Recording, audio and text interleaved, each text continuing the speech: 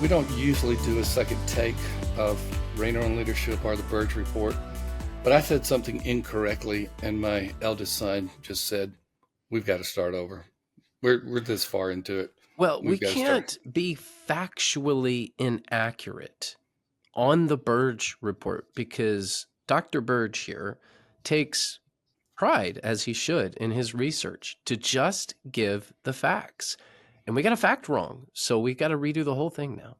I'm glad you said that in first person plural instead of first person or second person singular. So at least No one's being accused the here. royal we. You can blame it all on me. Got Good job, it. Sam. Yeah. Well, this is the Burge Report, the special edition of Rainer on Leadership. It is brought to you by Tithely. Most of you know Tithely because 40,000 churches are using Tithely for online, text giving, managing information, volunteer management, child check-in, church apps, websites, and so much more. Love our friends at Tithely, love the relationship that we have with them, and very grateful, Dean Sweetman, for you and your team for being the sponsor of the Burge Report. Ryan, we started off with a few speed bumps that y'all are going to blame on me. One of those was you didn't want me to sing to open with a 60s song. So I honored the request because this is the Burge Report. And then I made a mistake and Sam said, we got to start over. So now I'm just going to take a break and turn it over to the nearly omniscient one, Ryan Burge. And we're going to talk about this true misery level of pastors in America. Give us some background on that, Ryan. Yeah. So I am a pastor. I don't know if the audience knows that. I've been at my church for Are you miserable? some Sundays. Yeah, I am miserable. Not going to lie. You guys know what I'm talking about. If you've preached every Sunday, you know what it feels like after, I went one stretch. I preached every Sunday for 21 months straight about 10 years ago. And let's just say the Holy Spirit does not visit you every week. For a whole bunch of reasons. One is you're just busy. You know what I mean? Like you've got stuff going on in your life and it just, and then sometimes you come in, you're really excited to get up on Sunday morning. You got a great message prepared. You feel confident in your text and you feel confident in your research. And we have what we call get through Sundays. I'm just here to get through it. And what's kind of striking about that is sometimes the get through Sundays, you get more feedback from your congregation than the ones that you thought were really well polished and designed and put together in a way that you felt confident in. So there's just some value in showing up, I think, on Sunday morning and just giving it your best. And sometimes your best is good and sometimes it's not very good, but you can't hit a home run every time you're at the plate. That's what I've realized. Sometimes you just got to, preach the best you can and try to get through it. But the perception is I talk about this in the piece that I wrote, is that a lot of clergy are burnout or on the verge of burnout or thinking about leaving ministry behind. You see a lot of that in data from other, survey outfits. And so there was this really cool clergy survey that was put together. This is pre-COVID. So that's a big caveat that needs to sort of hang over the entire analysis. Things have obviously changed. COVID did cause a big hangover. Yes, it did. And I think there's a bunch of reasons why we should think that these numbers are probably a little bit optimistic based on, what's happened in the last 5 years. But it gives us a really good baseline, of where pastors were pre-COVID. And the data overwhelmingly points toward the conclusion that pastors are not miserable. There's a question like, is your life close to the ideal? And, only, let's see, 6% of them completely, moderately, or slightly disagreed with the statement. In most ways, my life is close to the ideal. So a vast, vast majority, like 85%, say their life, at least they agree somewhat with the concept of their life is close to the ideal. That is not what I had presumed for so many years. And it shows that we make a lot of assumptions, and a lot of the assumptions are more anecdotal than fact-based.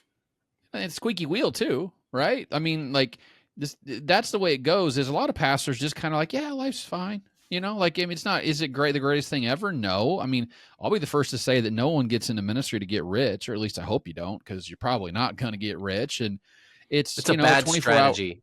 Bad strategy. Yeah. Yeah. I mean, I think that the average pastor, I wrote a post about this. The average full-time pastor in America makes about what the average full-time worker in America makes.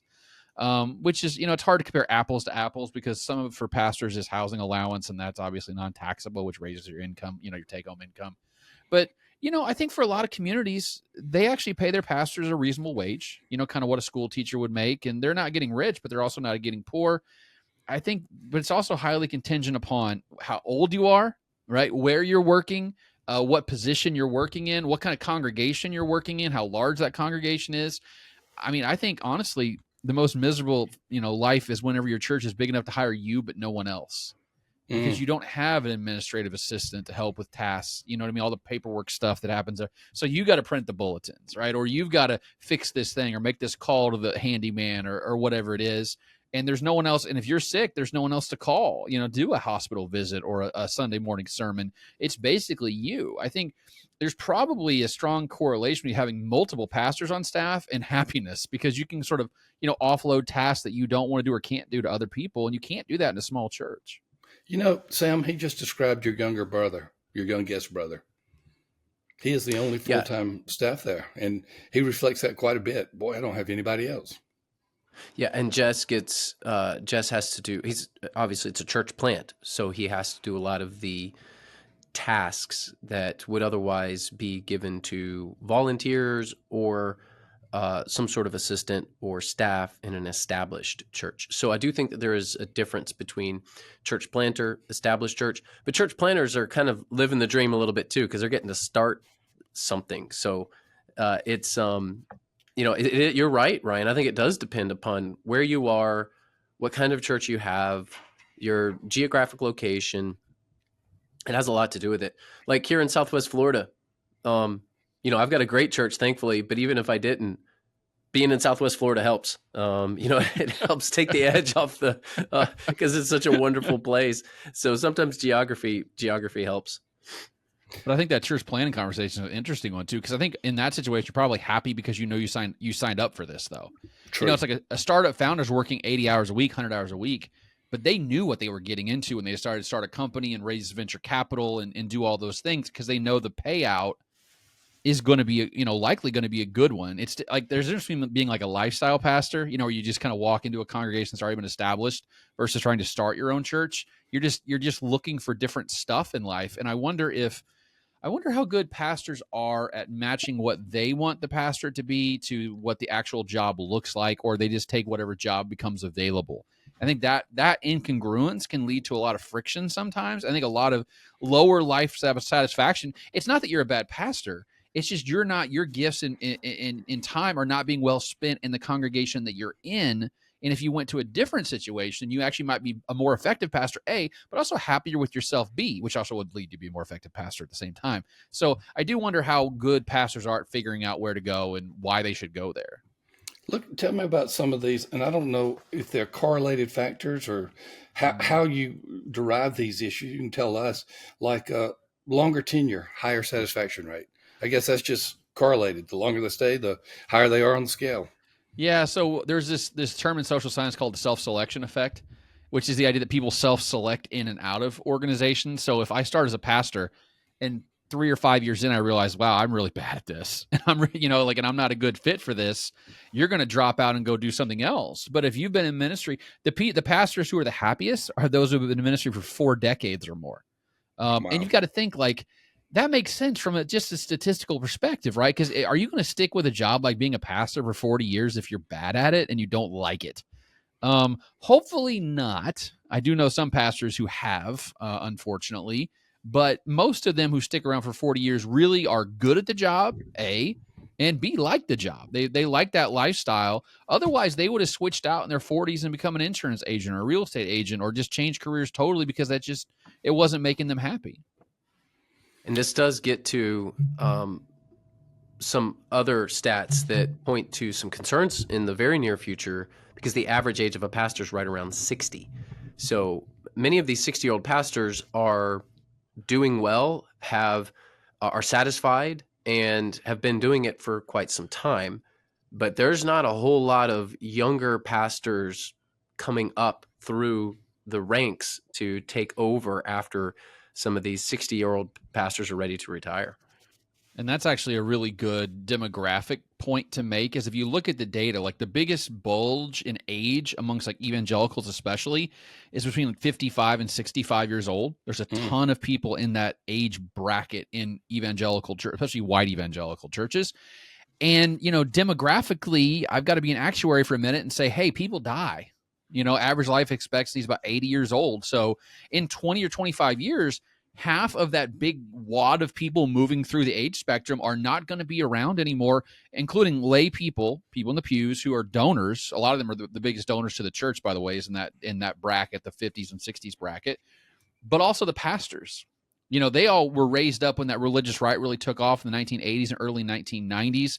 That's when they got trained in seminary. That's when they're moving through. And now a lot of them are going to retire, and you don't see a second large bulge in the age distribution coming up to replace even one for one all the people that are leaving from the pews, but also the pastors that are leaving from the pulpit.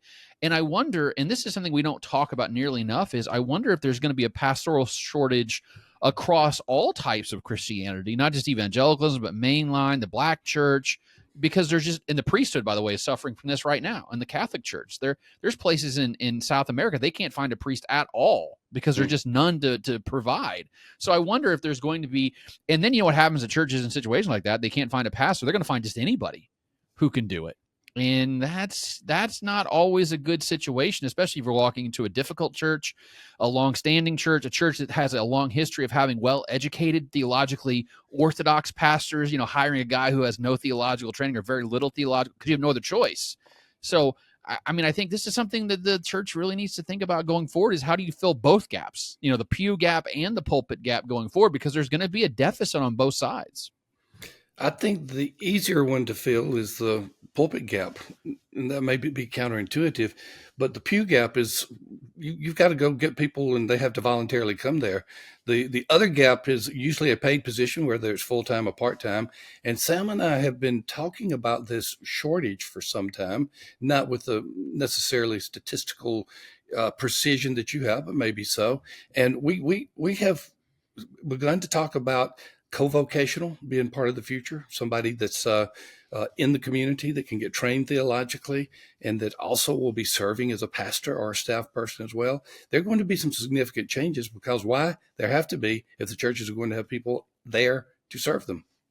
And I will say, I've seen seminaries get a lot more nimble in the last 5 or 10 years in doing these part-time programs, these online cohorts, in a way that they weren't 20 years ago, where you had to go in person, live a residential campus and go 3 years and do the internship and all that kind of stuff. I think they're realizing, listen, the perfect's the enemy of the good. And would it be ideal if all our pastors did that? Absolutely.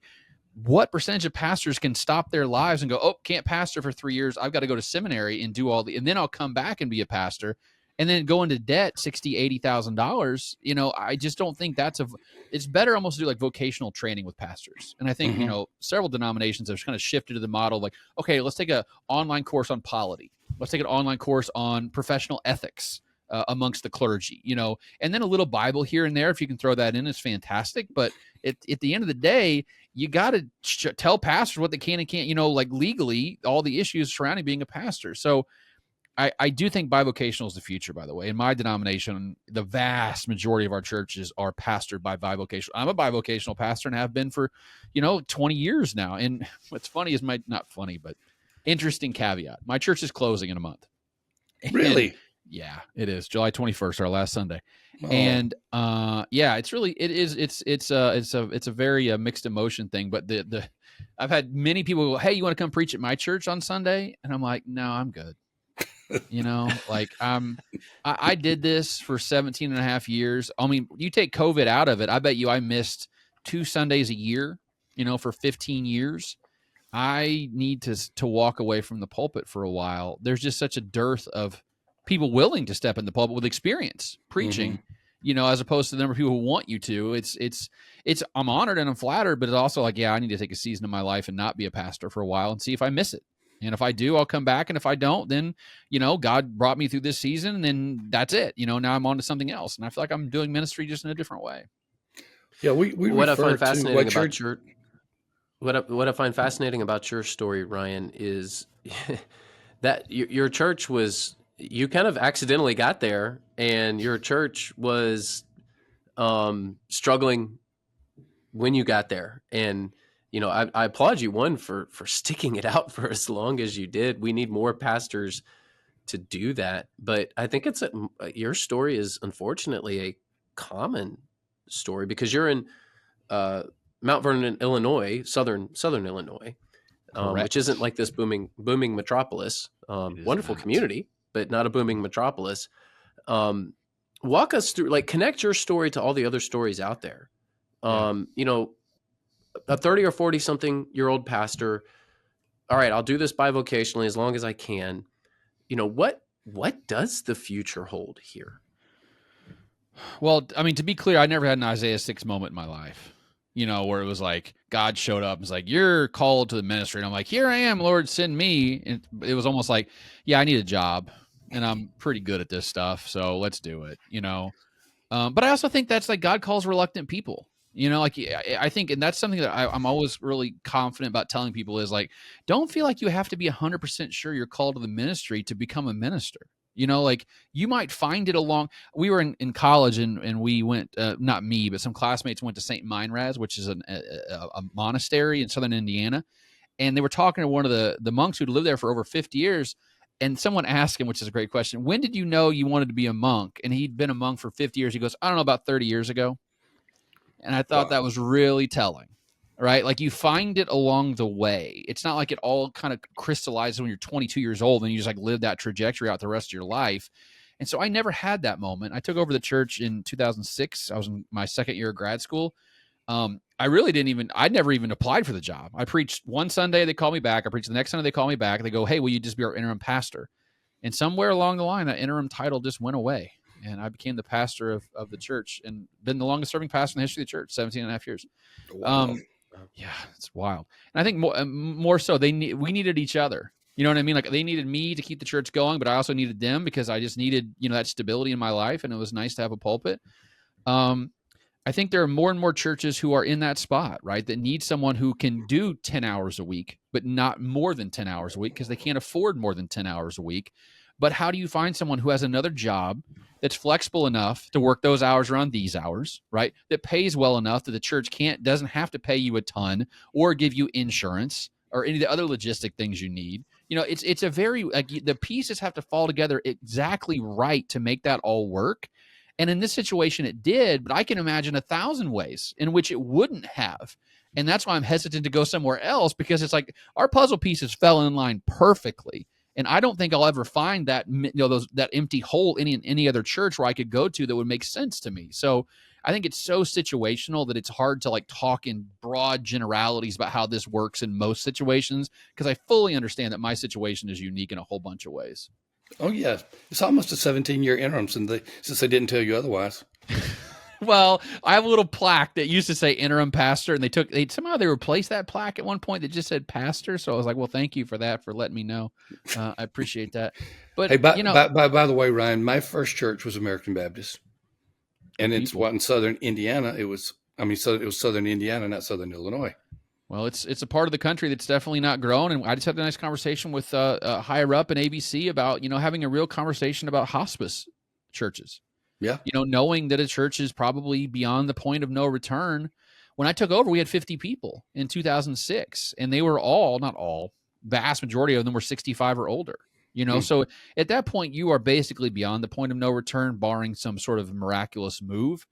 And it's just been a slow slide, going from 50 to 30 to 10. I mean, think about that. Going from 50 to 10 over 17 years is losing someone about every 6 months. It's not noticeable, not close up. You don't even feel it. We never had a moment where like, oh, the church split and 12 people left or even 5 people left. It was like one person died. We had a situation where 3 people died in a month, and I was like, oh my gosh, like we can't be sustaining this. But that was one, like we had 1 or 2 instances like that. More often than not, what happened was just you'd lose one person here, one person there, and they wouldn't be replaced. And all of a sudden you go from 30 to 20 to 10 and you got to close down because you can't just do the logistics. Hey, we're looking at different factors related to satisfaction. One that you have mentioned, Ryan, has been the factor of the size of the church, and the correlation. I guess it's correlation. Anyway, the factor is the larger the church, the greater the satisfaction. What's going on there? Is that pay? Is that resources? Is that staff? What is that? So there's only two factors that actually predict more satisfaction. No, I couldn't find a single factor that predicted less satisfaction, by the way. The only two that predicted more satisfaction were age and size of congregation. And I think with age, we just talked about that. There's a self-selection effect too. I also think there's a self-selection effect with size of congregation, because usually bad pastors don't get big churches or don't have big churches. So when you get to that bigger congregation, you got to think, what do you got? You got full-time staff, multiple full-time pastors on staff with you. You've got an administrative assistant or two. You've got a building manager, which, listen, from a guy who does not have a building manager, there was times when they'd call me because the bathroom was flooded and I have to go get my shop vac from the basement and ride up to the church and start sucking water out of the carpet. You know, like I drywalled part of the church. I painted part of the church. I was an insurance agent at one point. I helped try to sell the church building at one point. And being able to say like, oh, I'm going to delegate that to someone who has better skills and better training and better experience in those areas means I can focus more on what I'm good at as opposed to what I have to do. And you got to think that that's going to make you feel a little bit better about your life because you can specialize. So when I was in college, we did this thing called Strengths Finder. You took this test. I remember that. You remember that? Like I think Gallup did it or something like that. Anyway, our college did it, and they brought the guy in who was the head, who wrote the survey and said, "What do you do with this?" And he goes, "Listen, no one in the world pays you for being kind of good at a bunch of stuff. They pay you for being really good at one thing. So find the thing you're really good at and just do it." And that's basically what my entire career is about. Is I found the one thing I'm good at, which is making grass about religion and talking about religion. And I honestly don't want to do anything else. But if you're in a small church, if you're good at preaching is just a small sliver of all that you do administratively and budget-wise and day-to-day stuff. I am not great in a hospital visit situation. I can imagine that. I'm trying to just fathom with your apparent pastoral skills how that is even possible. I have very little pastoral skills in that area. That's why it'd be nice to be at a big church where you have a visitation pastor who loves to go to the hospital and loves to do home visits and stuff. But that's the problem is, when you dread doing something, it just like casts a pall over your entire psyche for that day.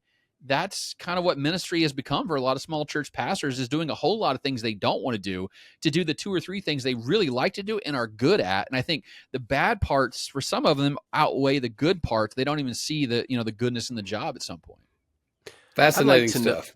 I'd like to know the true misery level of Ryan Burge when you were sucking poo out of the carpet with your shop vac.